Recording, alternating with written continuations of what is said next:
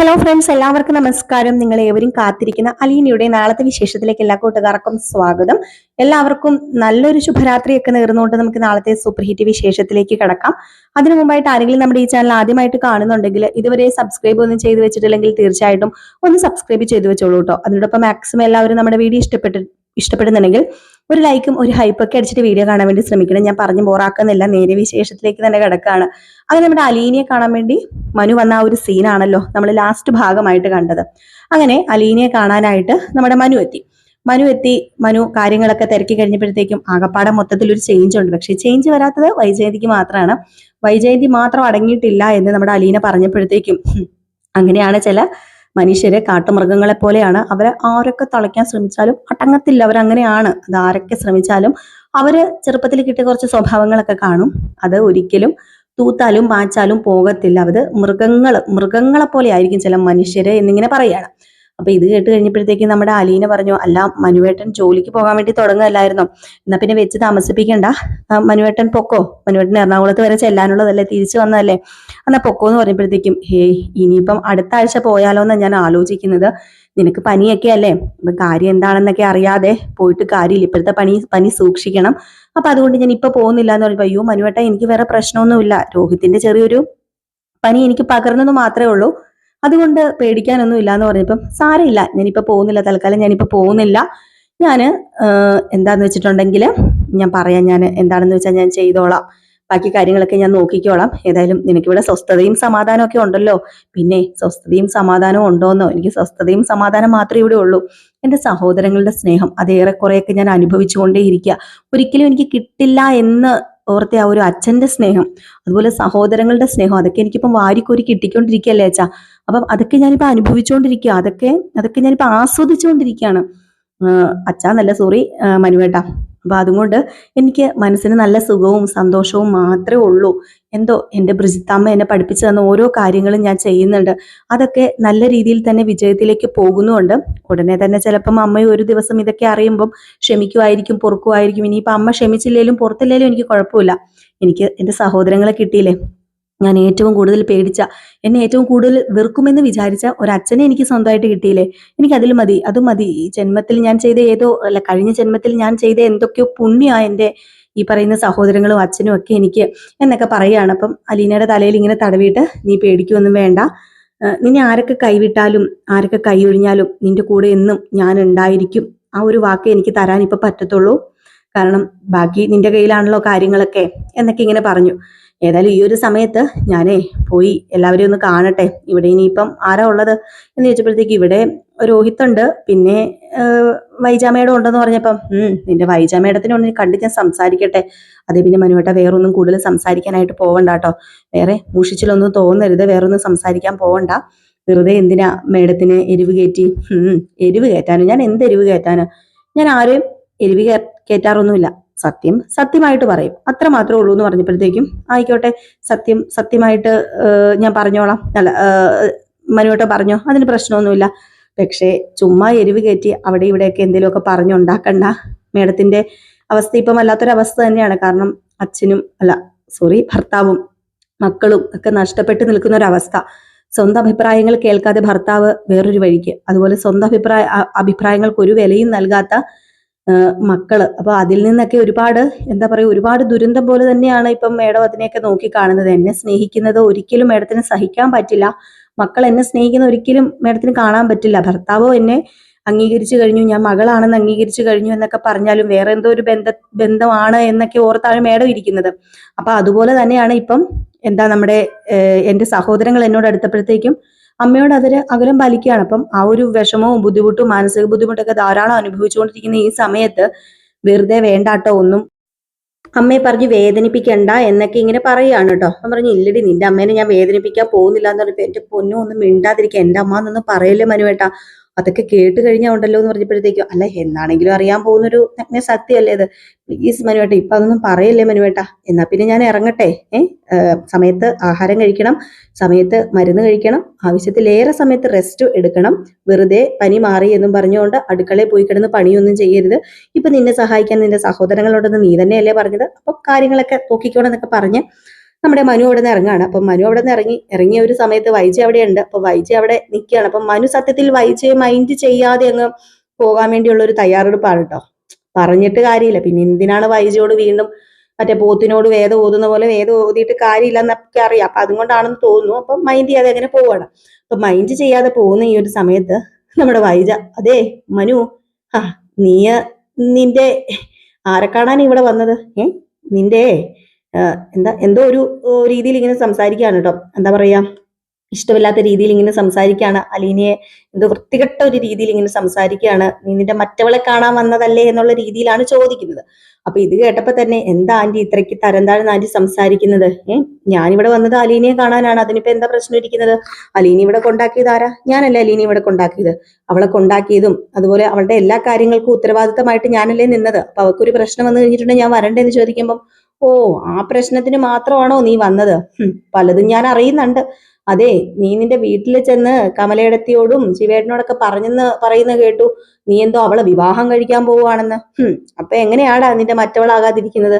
ദേ, നിനക്ക് നാണമില്ലേ മനു? ഇങ്ങനെ കണ്ട് കീറി നടക്കുന്ന മറ്റവളുമാരുടെ പുറകെ നടക്കാനായിട്ട് നിനക്ക് ലജ്ജയില്ലേ? നമ്മുടെ കുടുംബത്തിന്റെ അഭിമാനം പോവില്ലേ എന്ന് പറഞ്ഞപ്പോഴത്തേക്കും മനുവിന്റെ പെരുവിരലങ്ങ് തരിച്ചു കയറി കേട്ടോ.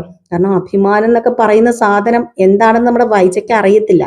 കാരണം അഭിമാനം ലേശം ഉണ്ടായിരുന്നെങ്കിൽ വൈജ ഇതൊന്നും കാണിച്ചു കൂട്ടത്തില്ലായിരുന്നു. അപ്പൊ അതുകൊണ്ട് തന്നെ അഭിമാനമോ എന്താ, അത് പറയാനുള്ള അർഹത ആന്റിക്ക് ഉണ്ടോ എന്ന് ആന്റി ഒന്ന് ചിന്തിച്ച് നോക്കാൻ പറഞ്ഞപ്പോഴത്തേക്കും, അതെന്താണ് നീ അങ്ങനെ പറഞ്ഞത്? നിന്റെ ഈ അഭിമാനം എന്ന് പറയുന്നത് അലീനയ്ക്ക് മാത്രമേ ഉള്ളൂ? ഓ, അവൾ വലിയ അഭിമാനിയാണല്ലോ, കുലീനതയാണല്ലോ അവൾക്ക്. ദേ, നീ എന്താടാ മനു ഈ കാണുന്നതും കാണിക്കുന്നതും ഒക്കെ?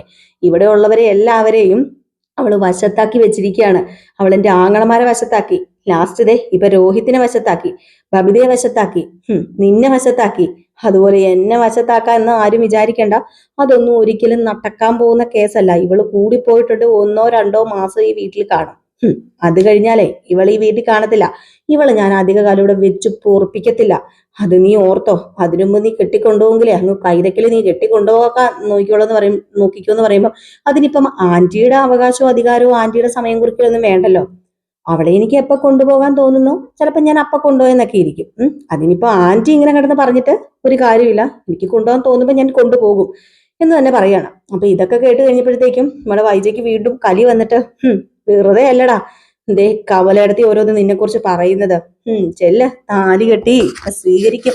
ദേ താലപ്പൊലിയായിട്ട് ഇപ്പം നിരന്ന് നിൽക്കും കൈതക്കൽ തറവാട്ടില്. ഇവളെയൊക്കെ കെട്ടിക്കൊണ്ട് പോയാല് ഇവളുടെ തന്ത ആരാ തള്ള ആരാണെന്ന് പോലും വ്യക്തമായിട്ട് അറിയത്തില്ലാത്ത ഇവളെയാണോ നീ കല്യാണം കഴിക്കാൻ പോകുന്നതെന്ന് ചോദിച്ചപ്പം, ഇവളുടെ തന്ത ആരാന്നും തള്ള ആരാണെന്നും വ്യക്തമായിട്ട് എനിക്കറിയാം. അതുകൊണ്ട് തന്നെ ഞാൻ ഇവളെ കല്യാണം കഴിക്കാൻ പോകുന്നത്. പിന്നെ ഇവളുടെ തള്ള ആരാന്നും തന്ത ആരാന്നൊക്കെ ചെകഞ്ഞ് ഒത്തിരി പോയി കഴിഞ്ഞാലേ പല കുടുംബങ്ങളും തകരും. അതുകൊണ്ട് തന്നെയാണ് ഞാൻ കൂടുതലൊന്നും പറയാത്തതും. ഈ നാക്ക് വെളിയിൽ എടുപ്പിക്കരുതേ ആന്റി. ഈ നാക്ക് വെളിയിൽ എടുപ്പിച്ചാൽ ചിലപ്പം നാറിയാ പിന്നെ അങ്ങ് പുണ്യനദി പോയി കുളിച്ചാലും ആ നാറ്റം പോകത്തില്ല. അതുകൊണ്ട് എന്തെങ്കിലുമൊക്കെ കാണിച്ച് ജീവിക്ക്. അല്ല, നടക്കാറൊക്കെ ആയില്ലേ? അല്ല, ഓഫീസിൽ പോകാറായോന്ന് ചോദിച്ചപ്പോഴത്തേക്കും, ഓഫീസിൽ പോകാറായോന്നൊക്കെ ചോദിച്ചാല്, ആയി വരുന്നു. ഇവിടെ ഇങ്ങനെ ഇരുന്ന് ഓരോന്ന് കാണുന്നേക്കാളും ഭേദമാ ഓഫീസിലേക്ക് പോകുന്നതെന്നാ ഓർക്കുന്നത്. വണ്ടിക്ക് ഒരു ഡ്രൈവറിനെ വെക്കുകയാണെങ്കിൽ എനിക്ക് അത്യാവശ്യം ഓഫീസിൽ പോയി കാര്യങ്ങളൊക്കെ ചെയ്യാന്നുള്ളതേ ഉള്ളൂ. വെറുതെ എന്തിനാ ഞാൻ എന്റെ പൈസ കളഞ്ഞ് ഇവിടെ ഇവളുടെയൊക്കെ കൂത്താട്ടം കാണാനായിട്ട് ഇരിക്കുന്നത്? അതിന്റെ ആവശ്യം എനിക്കില്ലല്ലോ. പിന്നെ ഇപ്പം രോഹിത്തിനെ നോക്കാനും എല്ലാവരെയും നോക്കാനും അവള് നോക്കാനും ബാക്കിയുള്ളവരും എല്ലാവരും ഒക്കെ ഉണ്ടല്ലോ. പിന്നെ ഞാനൊരു ബുദ്ധിമുട്ടായിട്ട് എന്തിനാ ഇവിടെ നിൽക്കുന്നത്? അതിന്റെ ആവശ്യമൊന്നും എനിക്കില്ലെന്ന് അറിയാം. അതുകൊണ്ട് ഉടനെ തന്നെ ചിലപ്പോൾ ഞാൻ പോകും എന്നൊക്കെ ഇങ്ങനെ പറയാണ് നമ്മുടെ വൈജ. ഏതായാലും വൈജ ഇത്രയൊക്കെ പറഞ്ഞിട്ട് അങ്ങ് പോയി. ഏതായാലും മനു എല്ലാവരോടും ടാറ്റ ബൈ ബൈ ഒക്കെ പറഞ്ഞ്, എല്ലാവരോടും അല്ല, അവിടെ രോഹിത്താണുള്ളത്. രോഹിത്തിനോട് സംസാരിക്കുന്നുണ്ട് കേട്ടോ. നമ്മുടെ രോഹിത്തിനോട് പറയുന്നുണ്ട് കാര്യങ്ങളൊക്കെ. നല്ല രീതിയിൽ തന്നെ അവളെ കെയർ ചെയ്യണം. പാവമാണ്, പഞ്ചപാവമാണ്. ഒരിക്കലും നമ്മുടെ കുടുംബത്തിന് അവൾ ദോഷം ഉണ്ടാക്കുന്ന ഒന്നും ചെയ്യത്തില്ല. അവൾ നമ്മുടെ കുടുംബത്തിന്റെ ഒരു ഐശ്വര്യം തന്നെയാണ്. അവൾ ഈ കുടുംബത്തിലെ ഒരാൾ തന്നെയാണ്, നിങ്ങളുടെ രക്തം തന്നെയാണ്. അതുകൊണ്ട് കൈവിടരുത്. ഈ സ്നേഹം എന്നും ഉണ്ടാകണം, ഉടനീളം ഉണ്ടാകണം. നിങ്ങൾ കൂടപ്പിറപ്പുകൾ തമ്മിൽ സ്നേഹിച്ച് പതുക്കെ പതുക്കെ നിങ്ങളുടെ അമ്മയുടെ മനസ്സൊക്കെ മാറിക്കോളും എന്നൊക്കെ ഇങ്ങനെ പറയുന്നുണ്ട്. അപ്പം ഇതൊക്കെയാണ് പിന്നെ കാണിക്കുന്ന സീൻ എന്നൊക്കെ പറഞ്ഞാൽ, അങ്ങനെ നമ്മുടെ അലീനയോടും അതുപോലെ രോഹിതനോടും ഒക്കെ സംസാരിച്ചിട്ട് അവിടുന്ന് പോവുകയാണ് ഈ പറയുന്നത് നമ്മുടെ മനു കേട്ടോ. പിന്നെ കാണിക്കുന്ന സീൻ എന്നൊക്കെ പറഞ്ഞു കഴിഞ്ഞിട്ടുണ്ടെങ്കിൽ, ബബിത തിരിച്ചു വീട്ടിലെത്താണ്. അപ്പൊ ബബിത കോളേജിൽ പോയായിരുന്നു, കൃഷ്ണമോള് ഡാൻസ് ക്ലാസ്സിൽ അങ്ങാണ്ട് പോയായിരുന്നു. അപ്പൊ തിരിച്ചു വീട്ടിലെത്താം. അപ്പൊ തിരിച്ച് വീട്ടിലെത്തിയ സമയത്താണെങ്കിൽ നമ്മുടെ അലീന കിടപ്പ് തന്നെയാണ് കേട്ടോ, കിടക്കുകയാണ്. മരുന്നൊക്കെ കഴിച്ചപ്പോൾ രോഹിത് അവിടെ ഉണ്ടായിരുന്നു. അപ്പൊ രോഹിത് അവിടെ ഇരിക്കുന്ന സമയത്ത് നമ്മുടെ ബബിത ചോദിച്ചു, അല്ല എങ്ങനെയുണ്ട് അലീന ചേച്ചിക്ക് എന്ന് ചോദിച്ചപ്പോഴത്തേക്കും കുഴപ്പമൊന്നുമില്ല. അല്ല നീ അലീന ചേച്ചി നന്നായിട്ട് കെയർ ചെയ്തോ? പിന്നെ ഞാൻ കെയർ ചെയ്യാതെ, മാത്രമല്ല മനുവേട്ടൻ ഇന്ന് വന്നിട്ടുണ്ടായിരുന്നു എന്ന് പറഞ്ഞപ്പോ പിന്നെ പറയേണ്ട കാര്യമില്ലല്ലോ. ഇപ്പൊ പനിയും വിറയും ചീറ്റലും തുമ്മലും ഒക്കെ കുറഞ്ഞു കാണുമല്ലോ. മനുവേട്ടൻ വന്നാ പിന്നെ അലീന ചേച്ചിയുടെ പനിയൊക്കെ കുറയാനാണ് ചാൻസ് കൂടുതലെന്ന് രോഹിത് ചോദിച്ചു. അതെന്താ നീ അങ്ങനെ പറയുന്നത്? അതൊക്കെ അങ്ങനെയാ, എനിക്കറിയാം. ഏതായാലും ഞാൻ പോയിന്ന് കാണട്ടെ എന്ന് പറഞ്ഞു നേരെ ചെല്ലാണ്. അപ്പൊ നേരെ ചെന്ന ഉടനെ തന്നെ നമ്മുടെ അലീന ചെറിയൊരു മയക്കത്തിലൊക്കെ ആയിരുന്നു. പെട്ടെന്ന് അലീനയെ തന്നെ കുറച്ചു നേരം ബബിത ഇങ്ങനെ നോക്കി നിൽക്കാൻ കേട്ടോ. കണ്ണൊന്നും ചിമ്മാതെ ഇങ്ങനെ കുറെ നേരം നോക്കി നിന്ന് നമ്മുടെ ബബിതയെ ആസ്വദിക്കുന്നുണ്ട് കേട്ടോ. ഇനി പതുക്കെ കണ്ണൊക്കെ തുറന്നു, കണ്ണ് തുറന്നു എന്നല്ല, പതുക്കെ ചെന്ന് ഇങ്ങനെ അലീനയെ വിളിച്ചു. അപ്പൊ അലീന മോള് വന്നോ എന്ന് ചോദിച്ചപ്പോഴത്തേക്കും ഞാൻ വന്നു, പക്ഷെ ഇന്നിവിടെ വേറൊരാൾ വന്നെന്നൊക്കെ പറഞ്ഞ് കേട്ടല്ലോ. അപ്പം പനിയൊക്കെ കുറഞ്ഞു കാണൂലേ? അല്ല നീ ആരെക്കുറിച്ചാ പറയുന്നത്? മനുവേട്ടനെ കുറിച്ചാണോ? മനുവേട്ടൻ വന്നൂന്നോ, മനുവേട്ടൻ മെഡിസിൻ മേടിച്ച് തന്നോ എന്നൊക്കെ ഇങ്ങനെ പറയുന്നത് കേട്ടു. അപ്പൊ പനിയൊക്കെ അമ്പാടെ പോയി കാണൂല്ലോ. പനി അമ്പാടെ പോയെന്ന് ചോദിച്ചാൽ പനി പോയിട്ടൊന്നുമില്ല. പിന്നെ എനിക്ക് ഇഷ്ടമുള്ളവരെ സ്നേഹമുള്ളവരെ കാണുമ്പം നമുക്ക് കുറച്ച് ഉഷാറാവൂലോ, അതുമാത്രമേ ഉള്ളൂ എന്ന് പറഞ്ഞപ്പം എന്നാ പിന്നെ ഒരു കാര്യം ചെയ്യാം, ഞാനേ ഒന്ന് ദേഹം മൊത്തം ഒന്ന് പതുക്കെ തലയില് തുടച്ചൊക്കെ കാലിന്റെ ഉള്ളംകാലൊക്കെ തുടച്ചാലേ പതുക്കെ ഈ പനിയൊക്കെ മാറുന്നു ഞാനും കേട്ടിട്ടുണ്ട്. ചെറിയ തണുത്ത വെള്ളത്തില് ഞാൻ പതിയെ നെറ്റിയും കാലിന്റെ ഉള്ളംകാലൊക്കെ തുടച്ചു തരാന്ന് പറഞ്ഞപ്പോ അയ്യോ അതൊന്നും വേണ്ട ബബിതേ, എനിക്ക് വേറെ പ്രശ്നമൊന്നുമില്ല, ഞാൻ മെഡിസിൻ കഴിച്ചു എന്ന് പറഞ്ഞപ്പോ നല്ലതായിട്ട് അങ്ങനെ പൊള്ളുന്ന ചൂടുണ്ടല്ലോ. അപ്പൊ പിന്നെ ഞാൻ നെറ്റി തൂത്ത് തരാന്നൊക്കെ പറഞ്ഞ് പതുക്കെ നെറ്റിയൊക്കെ ഇങ്ങനെ തൂത്ത്, ഇങ്ങനെ താടയുടെ ഇവിടെയൊക്കെ ഇങ്ങനെ തൂത്ത്, കാലൊക്കെ ഇങ്ങനെ തൂത്ത്, ഉള്ളംകാലൊക്കെ ഇങ്ങനെ തൂത്ത് കൊടുക്കാണ്. അലീന ഇങ്ങനെ മിണ്ടാതെ പതുങ്ങി ഭയങ്കര സങ്കടത്തോട് കൂടി ഇരിക്കുകയാണ് കേട്ടോ. തന്റെ ഉള്ളംകാല്, അതായത് ഉള്ളംകാല് ചവിട്ടി പുറത്താക്കുമെന്ന് പറഞ്ഞ ആളാണ് അവരുടെ ഉള്ളംകാലെടുത്ത് ഒരു അറപ്പും കൂടാതെ ഒരു വെറുപ്പും കൂടാതെ തൂത്ത് കൊടുക്കുന്നത്. ഇതൊക്കെ കണ്ടിട്ട് ഒരുപാട് സങ്കടം ഒരുപാട് സന്തോഷവും ഒക്കെ നമ്മുടെ അലീനയ്ക്ക് തോന്നുകയാണ്. എന്നിട്ട് പതിയെ എല്ലാം തൂത്ത് തുടച്ചൊക്കെ കഴിഞ്ഞിട്ട് ഞാൻ ഇപ്പൊ വരാട്ടോ, ഒരു ചെറിയ കോഫി ഇട്ടുകൊണ്ട് വരാം, ചെറിയ കോഫി ലൈറ്റായിട്ട് എന്തെങ്കിലും കഴിക്കാനും കൊണ്ടുവരാം, അത് കഴിക്കുക. അപ്പോഴത്തേക്കും നമുക്ക് ശരീരത്തിന് ഒരു ചെറിയൊരു ഊർജ്ജമൊക്കെ വേണ്ടേ. അപ്പൊ പിന്നെ മരുന്നൊക്കെ ചെല്ലുന്നതല്ലേ, കഴിക്കണ്ടേന്ന് ആഹാരമൊക്കെ കഴിക്കണ്ടേന്ന് പറഞ്ഞ് നമ്മുടെ അലീനയ്ക്ക് കൊണ്ടുവന്ന് ചെറിയൊരു കാപ്പിയൊക്കെ ഇട്ട് കൊടുക്കുകയാണ് ബബിത. അങ്ങനെ കാപ്പിയൊക്കെ കൊണ്ടുവന്ന് കാപ്പിയൊക്കെ ഇട്ട് കൊടുത്തു. അത് ചെറിയൊരു ചൂടോടുകൂടി തന്നെ നമ്മുടെ അലീന ഇങ്ങനെ അലീനയ്ക്ക് മുക്കി ഇങ്ങനെ വാക്കകത്തൊക്കെ വെച്ച് ബബിത അത്രയ്ക്ക് സേഫ് ആയിട്ട് നോക്കി അത്രയ്ക്ക് കെയറിങ് ചെയ്യാണ് കേട്ടോ. ഏതായാലും ബാലചന്ദ്രൻ ഇതൊക്കെ കണ്ടുകൊണ്ട് വരുമ്പം മക്കളുടെ സന്തോഷം കാണുന്ന ഏതൊരു അച്ഛനമ്മമാർക്കും ഉണ്ടാകുന്ന സന്തോഷമില്ലേ, ആ ഒരു സന്തോഷം തന്നെയാണ്. ഒരിക്കലും നമ്മുടെ ബബിതയോ രോഹിതോ ഒന്നും അലീനയെ സ്നേഹിക്കില്ല എന്ന് വിചാരിച്ചൊരു സ്ഥാനത്ത് അലീനയെ വാരിക്കോരി സ്നേഹിച്ച്, അലീനെ അത്രയ്ക്കധികം സ്വന്തമായി സ്നേഹിച്ച് നിൽക്കുന്ന ഇവരെയാണ് കാണുന്നത്. പിന്നെ എങ്ങനെയാണ് ബാലചന്ദ്രന്റെ കണ്ണ് നിറയാതിരിക്കുന്നത് അല്ലെ? അപ്പൊ അങ്ങനെയുള്ള കുറച്ച് സീനുകളൊക്കെയാണ് നമ്മൾ നാളെ കാണാൻ പോകുന്നത്. മിസ് ചെയ്ത് കളയരുത് കേട്ടോ. നമ്മൾ ഇന്നും രാവിലെ ഫുൾ വിശേഷവും വൈകിട്ട് പ്രമോ വിശേഷവും ഇടുന്നുണ്ട്. അതുപോലെ രേവതിയുടെയും സച്ചിയുടെയും കഥയും ഒക്കെ നമ്മൾ ചെയ്യുന്നുണ്ട്, നയനയുടെയും ആദർശിന്റെയും കഥയും ഒക്കെ ചെയ്യുന്നുണ്ട്.